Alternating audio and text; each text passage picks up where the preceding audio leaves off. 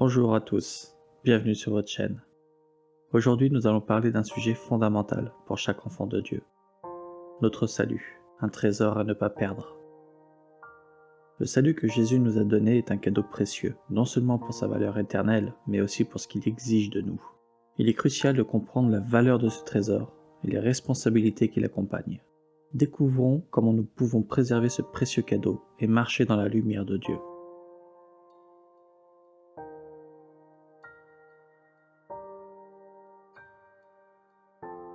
Commençons par quelques passages qui nous rappellent la grandeur de ce salut. Dans Éphésiens chapitre 2, versets 8 et 9, il est écrit « Car c'est par la grâce que vous êtes sauvés, par le moyen de la foi, et cela ne vient pas de vous, c'est le don de Dieu. Ce n'est point par les œuvres afin que personne ne se glorifie. » Et dans Philippiens chapitre 2, verset 12, « Ainsi mes bien-aimés, vous qui avez toujours obéi, non seulement quand j'étais présent, mais bien plus encore maintenant que je suis absent. Mettez en œuvre votre salut avec crainte et profond respect. »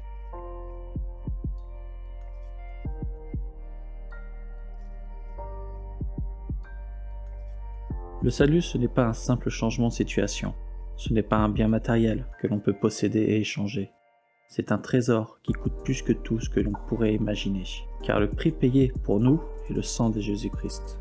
Jésus a donné sa vie pour que nous soyons réconciliés avec Dieu, pour que nos péchés soient pardonnés et que nous ayons la vie éternelle. Le salut est un cadeau immérité, un acte d'amour et de grâce divine. Mais il exige aussi une réponse de notre part, marcher dans la lumière de Dieu. Car il est écrit dans 1 Corinthiens chapitre 6 verset 20 « Car vous avez été rachetés à un très grand prix. Glorifiez donc Dieu dans votre corps et dans votre esprit qui appartiennent à Dieu. »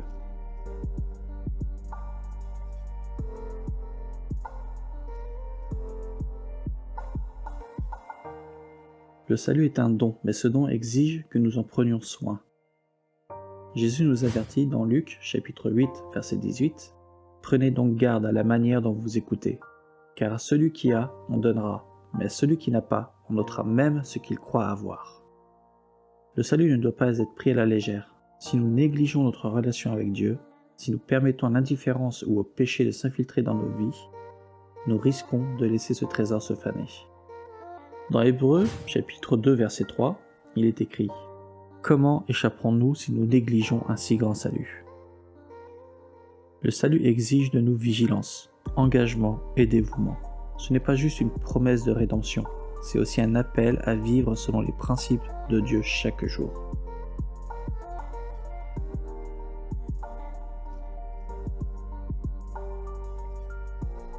Alors comment préserver ce trésor ? La réponse réside dans notre relation constante avec Dieu. Voici quelques moyens pratiques. Premièrement, prier régulièrement.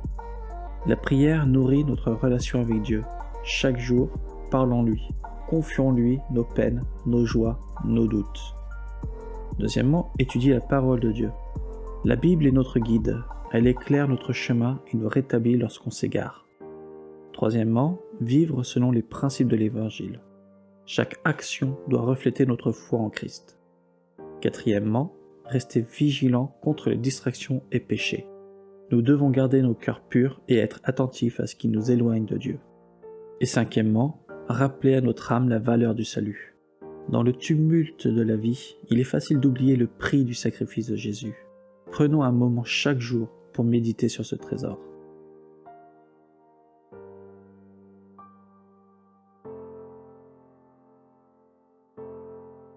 Un autre aspect de garder notre salut, c'est de le partager avec les autres. Jésus nous appelle à être des témoins de son amour.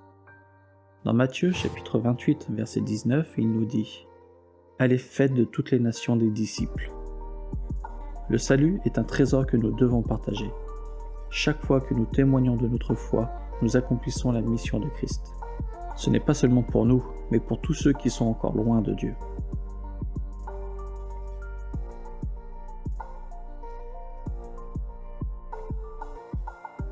En dépit de nos luttes, nous avons la promesse que notre salut est sécurisé en Christ.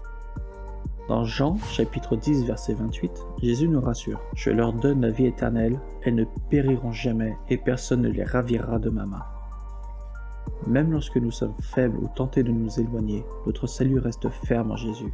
Il nous tient dans sa main et rien ni personne ne pourra nous séparer de son amour.